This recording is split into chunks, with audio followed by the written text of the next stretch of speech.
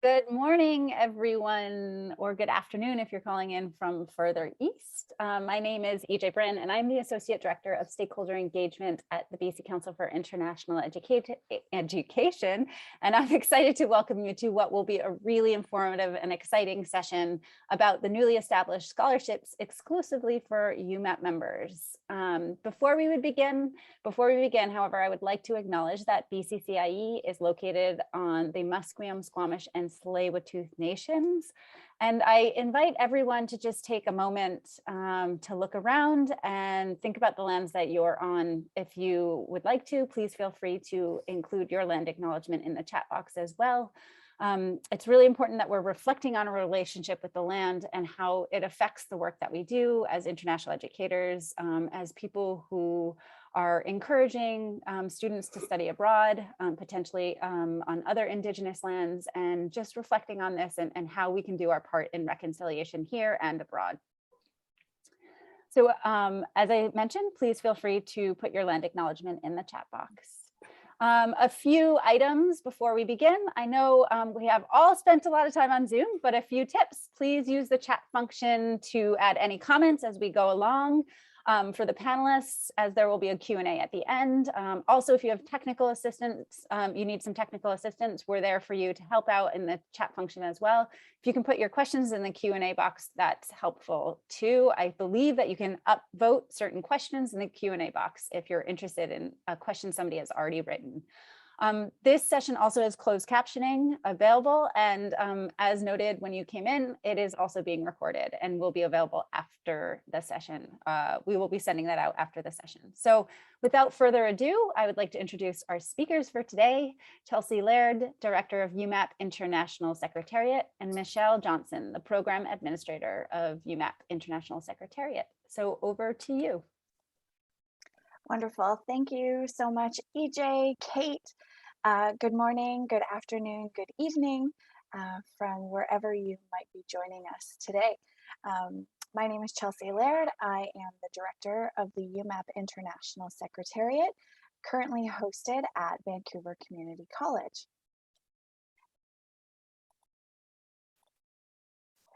Michelle, would you like to briefly introduce yourself?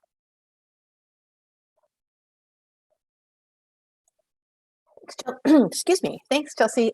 So I'm Michelle Johnson. I'm the program administrator of UMAP International Secretariat and also based at Vancouver Community College. Thank you, Michelle. So before I get started today, I would just like to acknowledge that Vancouver Community College is located on the traditional and unceded territories of the Coast Salish people, and they have been stewards of this land from time immemorial. Now, we are very excited for this announcement today. This is our first public presentation about the UMAP Scholarship Program. Almost everyone attending today, it comes from an institution who is a UMAP member or is in a UMAP member country. There are some folks who are thinking about joining UMAP on the call today, and so we're very excited to have you here and to formally announce this very exciting scholarship program. So in our presentation today, I'm going to, Michelle and I will briefly introduce UMAP. I won't get into too much detail since you are all members already, so you already know the pitch. But we're going to introduce the UMAP Canada Scholarship Program. Particularly, we're going to talk about the 22-23 eligibility and application process.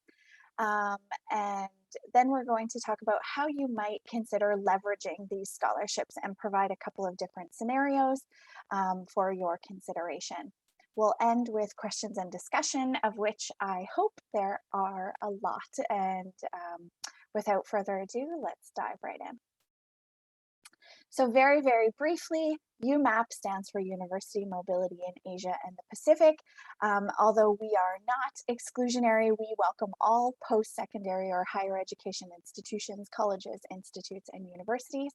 And we are a student mobility consortium across Asia and the Pacific that has been in action since 1991. There are currently 23 member countries and over 200 active higher education institutions. In our total membership, there's about 500 institutions, but about 200 or just over 200 are active. UMAP offers a variety of study abroad programming, both short and longer term, in-person and virtual. Scholarship opportunities beyond this scholarship. There are also additional scholarship opportunities, partnership opportunities for building collaborative online international learning. And of course, this all comes down to expanding the network that you have in the Asia and the Pacific region without signing hundreds of bilateral agreements.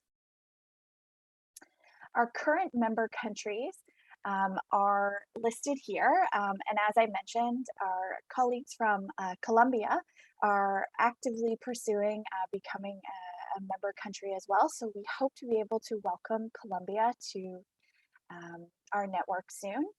Some of the most recent pledge of agreements that we've had joining our membership come from Mongolia, the Philippines, and Taiwan. So we are still and continue to actively bring in new member institutions.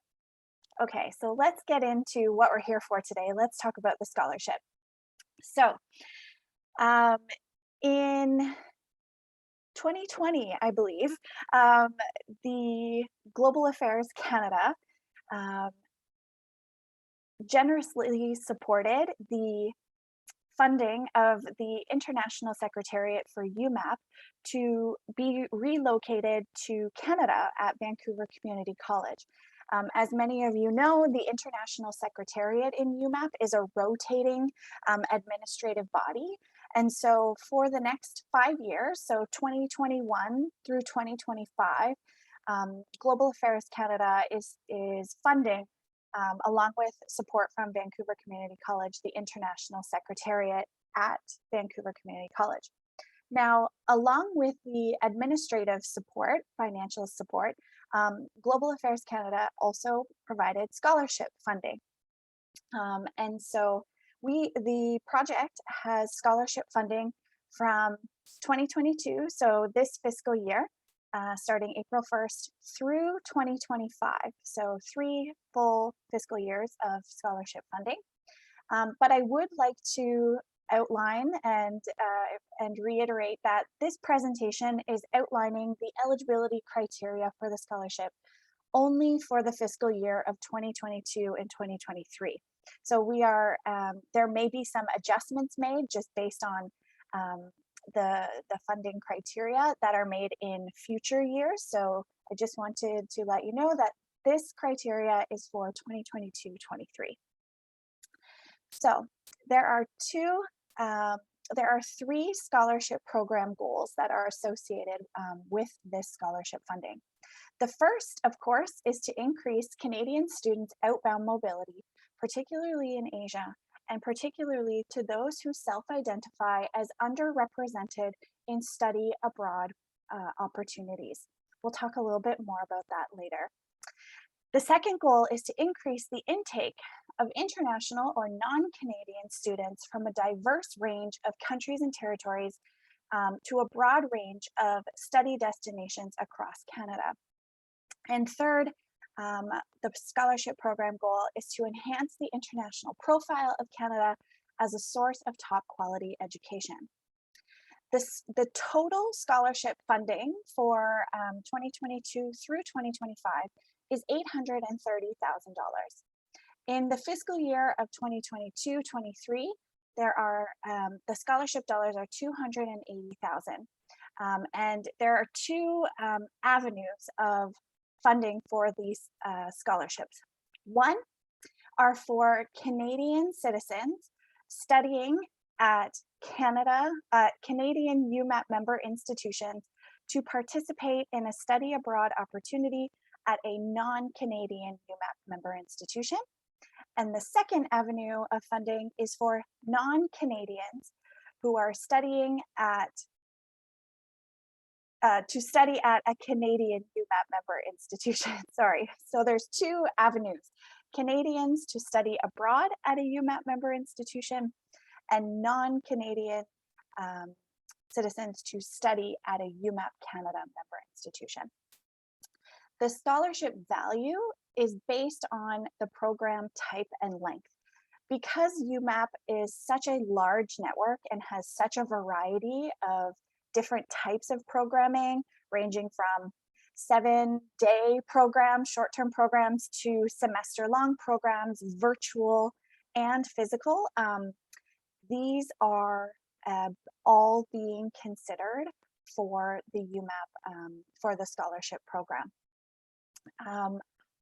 One of the very important things, and we'll talk a bit more about this later on as well, is that in order to be eligible for the scholarship, physical and virtual programs must be registered in UMAP's USCO system. That's our application database system. And so we'll get into the details a little bit about that later. One of the overall aspects that's also a little bit different than other federally funded scholarship programs is that in this scholarship program, the funding is allocated directly to the students from the UMAP International Secretariat. So this differs from some of the other scholarship programs where higher education institutions such as yourself have to dispense the funding to students. That is not the case here. Students will be directly funded by us, the UMAP International Secretariat at Vancouver Community College. And finally, priority will be given to students that self-identify as traditionally underrepresented in study abroad opportunities. So the guidelines on how we have conceptualized this are taken from and largely informed by Ryerson University's Identity Abroad categorizations, which includes students with disabilities, queer students, racialized students, Indigenous students, students of faith communities, mature students, and students with families. But of course, the opportunity to students to self-identify will be given to them through the application process. So the scholarship values for 2022 and 23, as I mentioned, are based on program type and length. So we are very happy to be able, with support and approval from Global Affairs Canada, to support both physical and virtual mobility programming. For physical mobility programming, successful students who are approved in a UMAP program that are 1 to 8 months in length will be awarded $2,000 Canadian per month, up to a maximum of $16,000 Canadian. So that is typically for semester-long students, or perhaps a 6 to 8 week short-term program or field study program. Short-term programs, which are increasingly popular in the UMAP network and in the study abroad world, our definition is that programs must be longer than 1 week, which equates to 7 days, and shorter than 1 month, which equates to 30 days. All students, successful students, will be awarded $1,000 Canadian. And for virtual mobility, all programs, they must be 7 days in length, longer than 7 days in length, to a maximum of 1 semester, which is 3 to 4 months, depending on the UMAP member institution or country. Now, these will be prorated based on the program type and length, up to a maximum of $1,000 Canadian per month. So for example, if a student is doing an entire semester of virtual exchange that is 3 months in length, they would be entitled to up to $3,000 Canadian. And just a quick note, the scholarship values are the same for both Canadian students studying abroad and non-Canadian students studying in Canada. The scholarship values are the same. And now I'm going to pass it to Michelle. Okay, thanks, Chelsea. So now that we know a little bit more about the scholarship value and what students can receive, let's talk a little bit more about the eligibility and the application process. So in order to be eligible for this funding, students must be members of UMAP must be students at UMAP member institutions. The programs must be registered in our USCO, which stands for the UMAP Student Connection Online. It's our online platform system. Students must apply to a program that is registered in the USCO system in order to be eligible for this funding. In some cases, there may be a scenario in which maybe your institution has a special bilateral agreement with an institution in another country. You wouldn't necessarily post your program at USCO, but you want to exchange some students under those conditions. You can talk to us in the International Secretariat and we can pre-approve you for consideration for the funding under those circumstances. Otherwise, anything that you are offering or any students that you hope to send need to be processed through the USCO system. The program of study itself must take place between April 1st of 2022 and March 31st of 2023. As Chelsea noted, the program as we are presenting it today and the eligibility requirements and those details are really just for this upcoming fiscal year. We'll have the opportunity over the course of the year to evaluate, adjust, reframe, do whatever we need to do. And we will be announcing any changes in a year's time. So this is the 1-year period that we're talking about now. Scholarships may be awarded on a rolling or an ongoing basis during that entire time period. We don't have a specific deadline or a specific frame in which funding will be available until the funding is exhausted for the 1-year allocation that Chelsea mentioned for the upcoming year. For students from Canada who wish to study outbound, wish to study abroad, they must be Canadian citizens.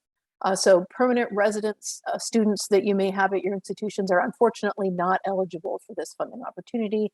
Outbound from Canada, they must be Canadian students, and they must be studying at a non-Canadian UMAP member institution, program offered by a non-Canadian UMAP member institution. It can be a physical program in which they are going there in person, or a virtual program in which they're actually staying at home but engaging in the educational experience online. For students coming inbound to Canada, they may not be Canadian citizens and may not have started permanent resident applications in order to be eligible. So inbound students must be foreign students.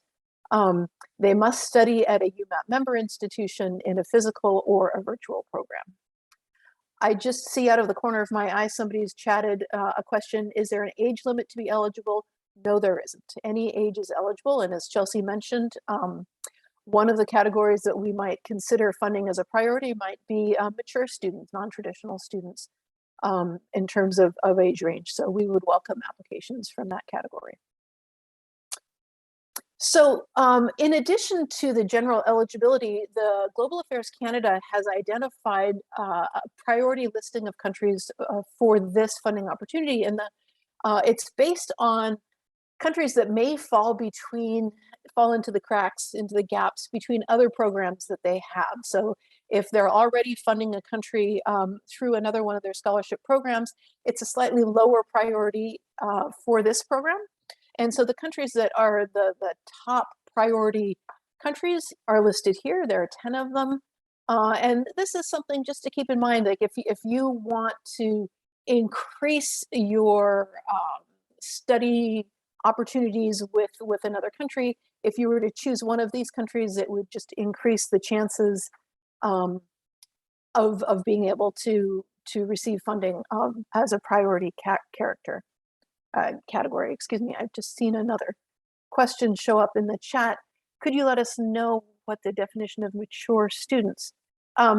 It's self-identified as mature. There isn't a category for it. Okay, so these are our 10 priority countries, just to keep in mind as you think about where you might want to see increased exchange opportunities. Here's a little bit more information about the application process.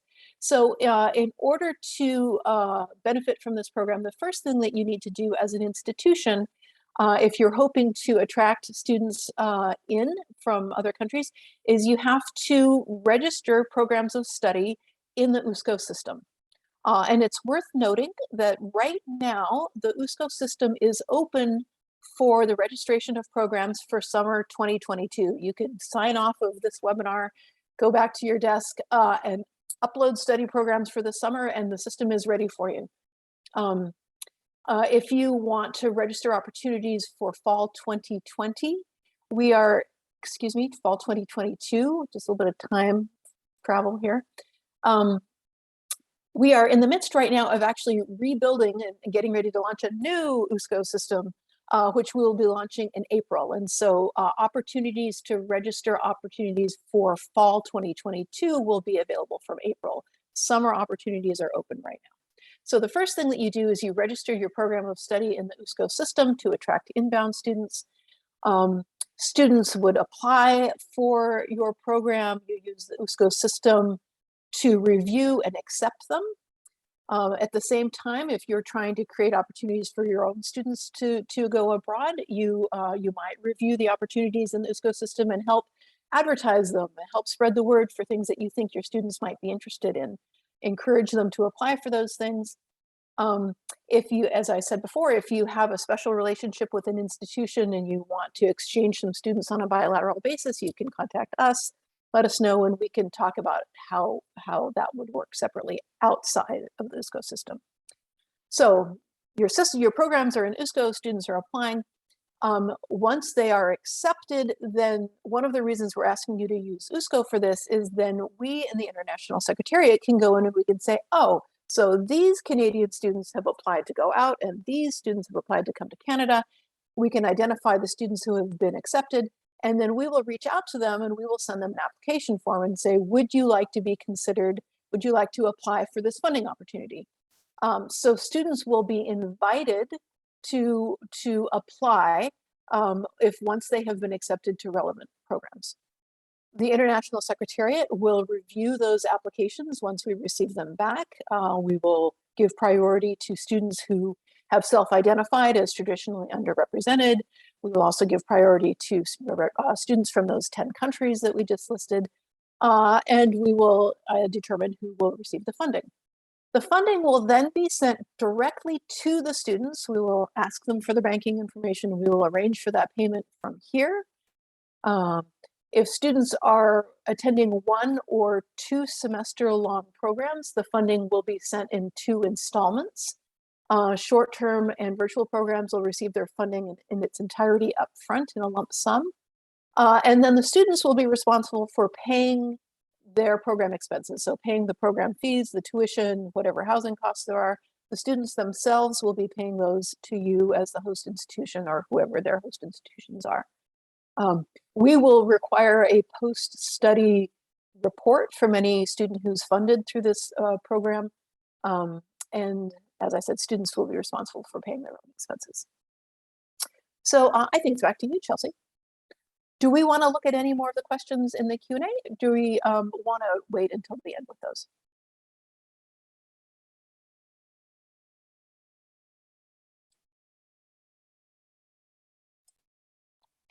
I think one of the questions is applicable a little bit later, but the other question from Sakura, to confirm, April is when we register our schools in USCO, and nomination will be after that for fall 22. So that is correct. For semester-long programs starting fall 22, the program, the USCO system will be opened in April. For programs before that time, so summer 22, maybe there's some virtual offerings or short-term programs, those can be uploaded into the current USCO system now. Okay, so I am just going to continue here. You can still see my screen, everyone? No? Okay.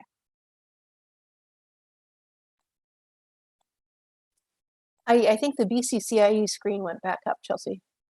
Okay. There we go.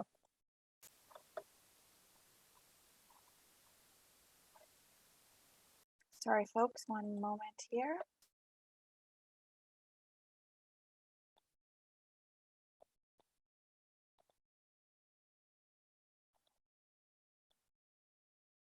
Okay, perfect. There's a few more questions coming up in the chat, and we will address those. I just wanted to share some opportunities where you and your institution might leverage this scholarship funding for your students.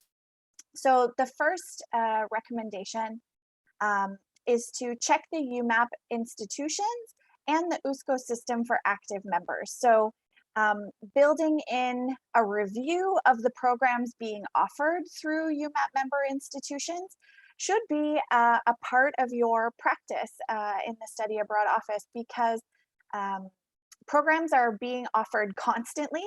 There are timelines, of course, associated with the semester-long exchanges, but with summer programs, virtual programs, and short-term programs, these are being accepted on a bit more of an ongoing basis, and they will be in the future.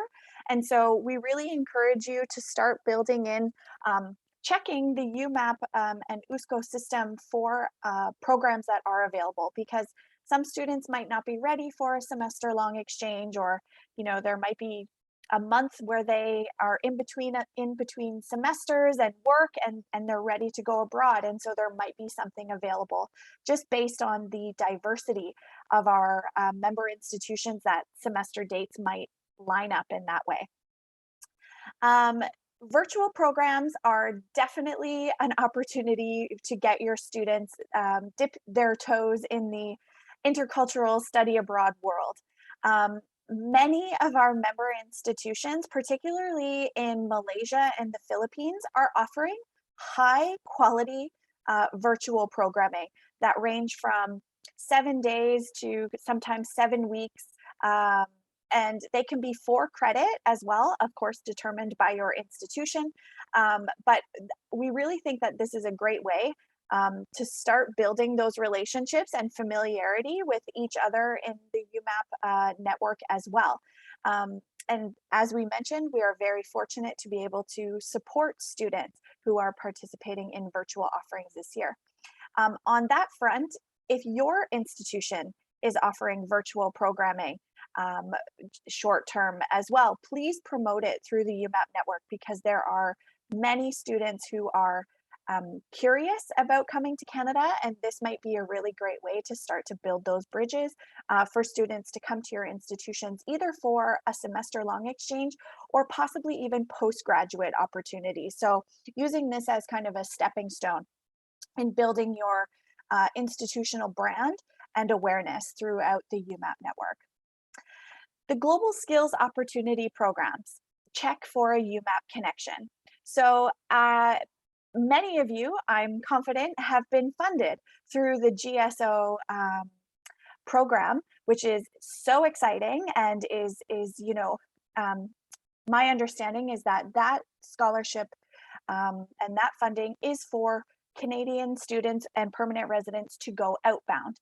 And so what we encourage you, or one way to possibly leverage this opportunity, is to, if your partner institution is also a UMAP member, you might encourage your partner institution to send students to your institution with our scholarship funding. So while your program, your scholarship funding through the GSO is eligible only for outbound students, perhaps the UMAP scholarship funding could help fund some inbound students to your institution, of course, if they're UMAP members, and really focus on that reciprocity piece. One of the questions that I saw in the chat was, are students eligible to apply for this funding in addition to other funding, maybe through the institution or GSO? Our funding has no restrictions in this regard.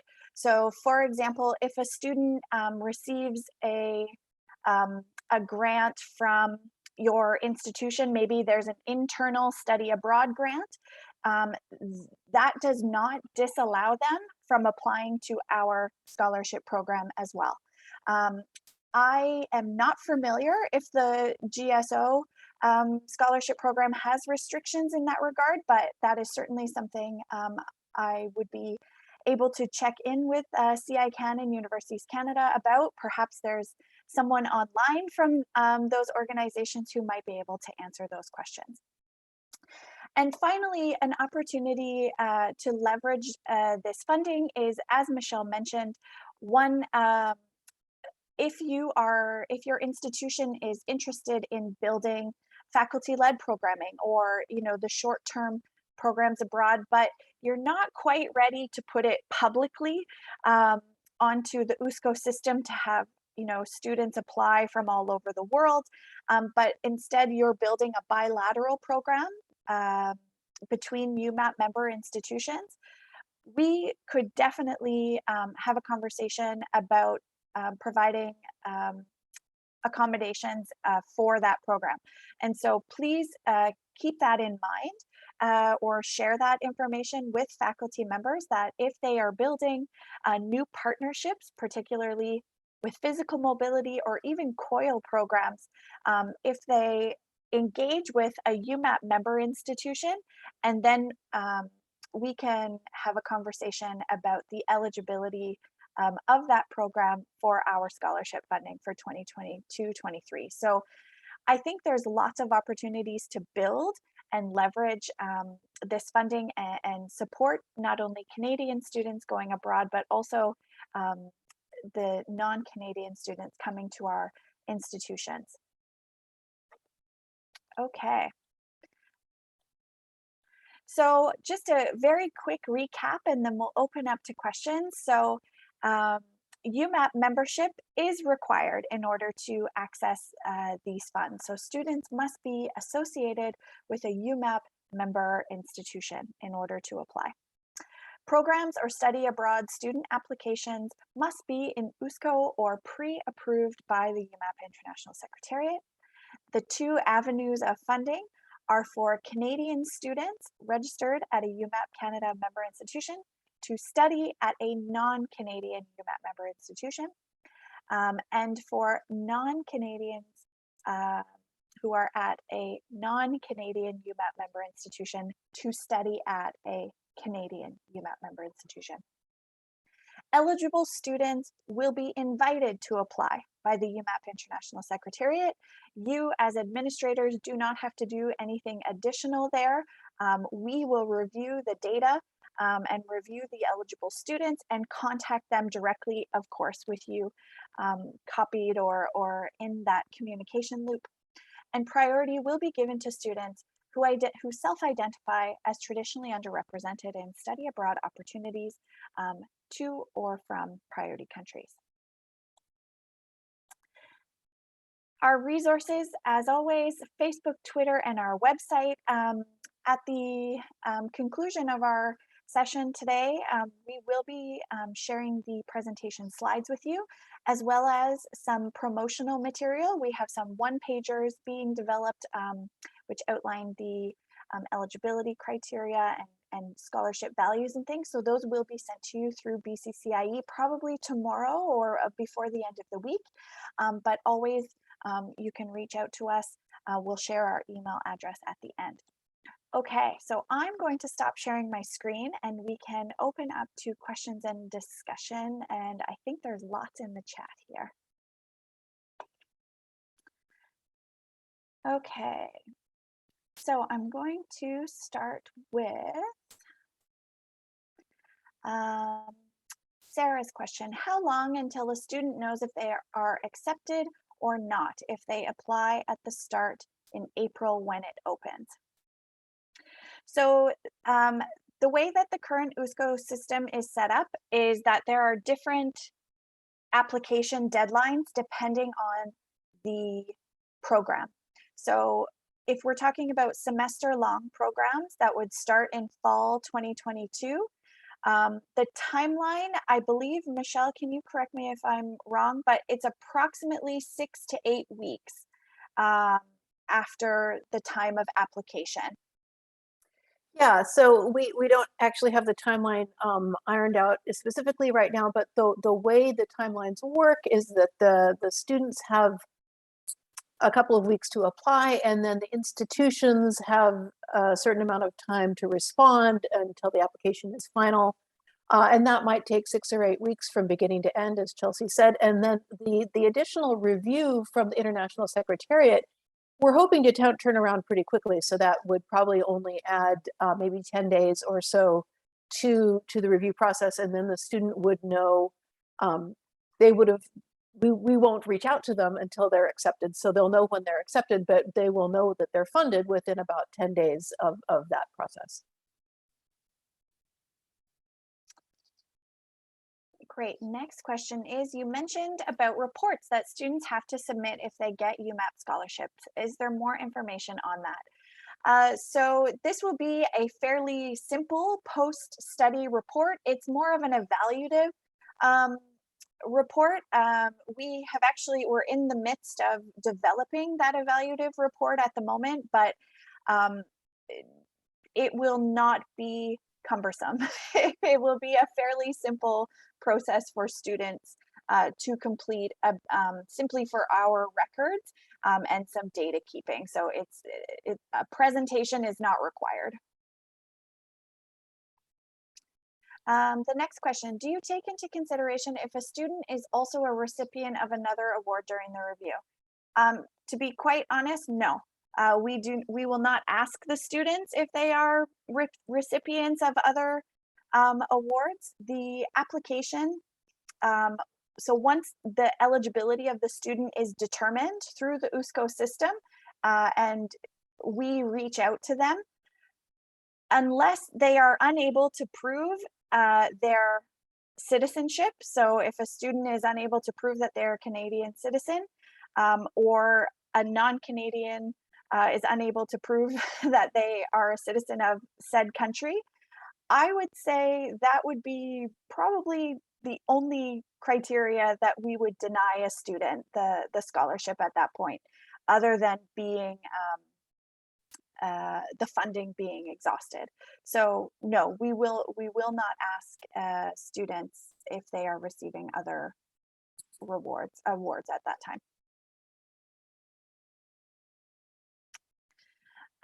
Another question, in order to be a part of the program, we have to register as a country or institution?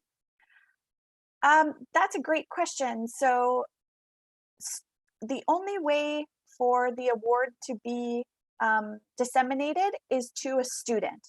Students are the only ones who will receive funding through this scholarship. So an institution or a national secretariat country is not eligible to receive this funding. So programs must be registered at institutions. But I would also add to that, looking at the question from a slightly different view. In order to be part of the program, you have to be a UMAP member country, and you have to be a registered UMAP member institution. So you wouldn't receive the funding in any case directly, as Chelsea said, but if you want to send and receive students as part of the larger scheme, you have to be registered both as a member country and institution. Thank you, Michelle, for that reframe. Perfect. Oh, thank you, Rosha from GSO-CICAN. So there's confirmation that there is no conflict in funding with the student experiences. Institutions are actually encouraged to partner and build upon other partnerships to offer the best experiences possible. Oh, Thiago, sorry, my apologies. That's wonderful news. Thank you for that confirmation.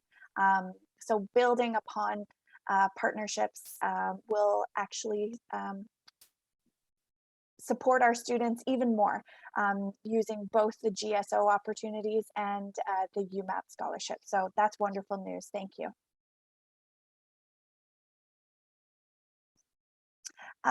Sakura, scholarships are not guaranteed even if they meet the UMAP eligibilities after they submit their application through USCO. Is this correct? Michelle, do you want to take that one? Yeah, sure. So Yes, scholarship funding is never guaranteed, and there are various things that could affect it. And as Chelsea noted, there is a budget each year that we have to allocate. We hope to allocate every cent that we have, but we only have a certain amount. So we will, and we also have sort of a prioritized grid that if it looks like we're going to be running short, then students that meet the priority categories in terms of non-representation will be ranked higher than students who don't, and students who are from priority countries will be ranked higher than those who don't. And so we've got sort of a scheme by which we will be making decisions. We have a generous amount of funding, so we're hoping we will be able to fund all of the students that apply. But should it come down to running low, then we can't guarantee everyone. Where we will have to follow our priority assessments. Great, thank you. Next question, do students who apply through UMAP have to pay academic fees at the host universities? This is a great question. So this response relates to the program type. So as I mentioned before, UMAP offers the opportunity for a variety of different programming.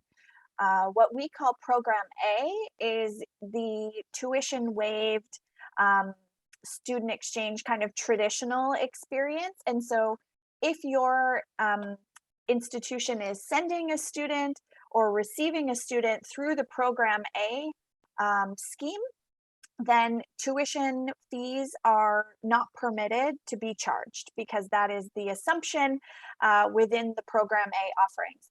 However, if there's a program offering through Program C, which is our short-term programs or summer programs, or even virtual programs, if there are program fees associated with that program that you're offering, you are permitted to, your institution is permitted to request those program fees for registration and participation.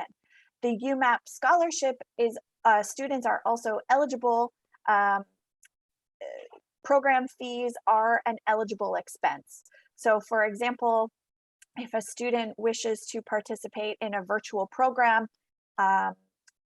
through a UMAP member institution and there's a $200 program fee, they are eligible to use their UMAP scholarship to pay that program fee.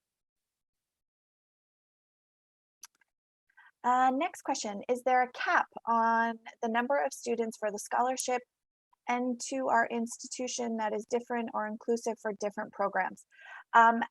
In this iteration for 22-23, we are not setting a cap or a limit on specific program types. We are going to be accepting applications.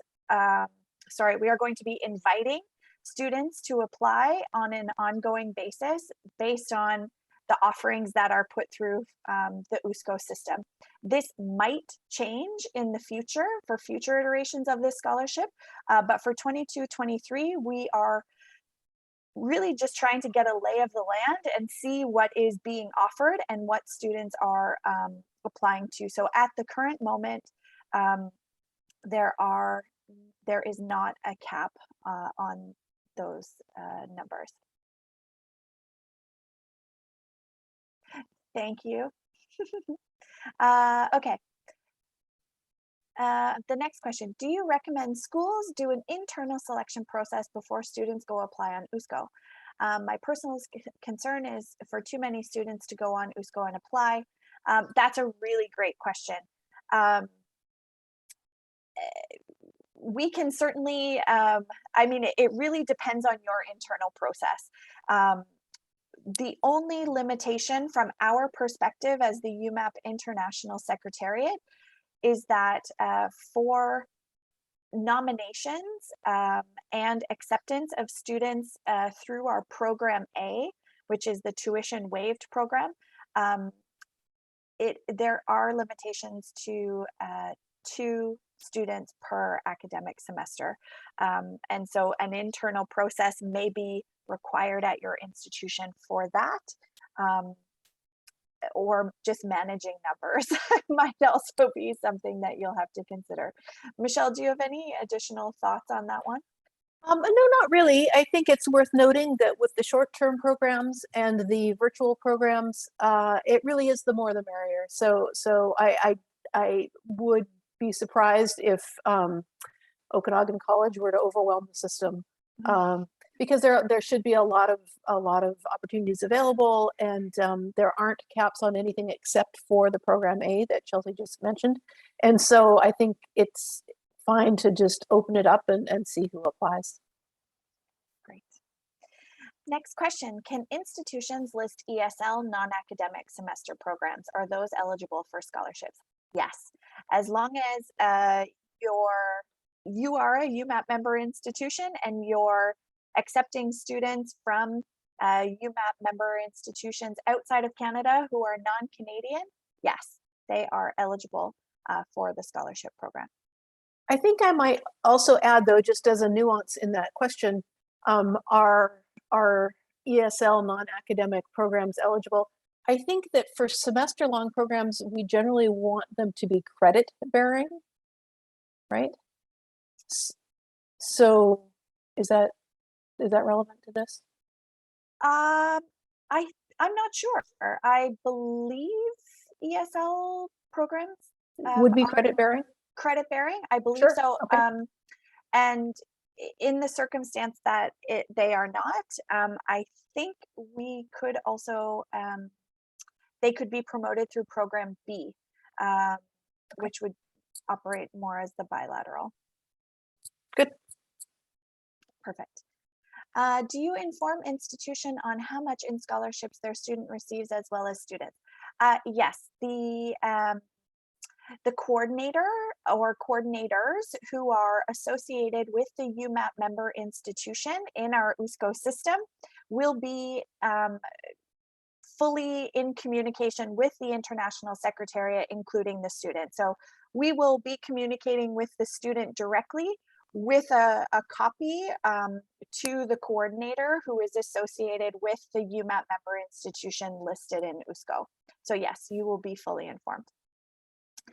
A question from our friends in Colombia. How do we become a part of the program? So we are in conversations with bringing Colombia on as a national secretariat. And then once that gets confirmed, the National Secretariat of Colombia, then the National Secretariat begins to invite institutions, higher education institutions in Colombia to become a member. So first step is to establish the National Secretariat, and then member institutions will be able to sign up. And we're hoping that, I'm hopeful that that will happen in this fiscal year. So we're excited about that. We are a school that offers intakes all year round. Can students that are starting in, say, for example, February, apply for a scholarship? This will depend on, so because all of the programs theoretically have to be registered in the USCO system, it will really be dependent on the timelines that are associated with the USCO system.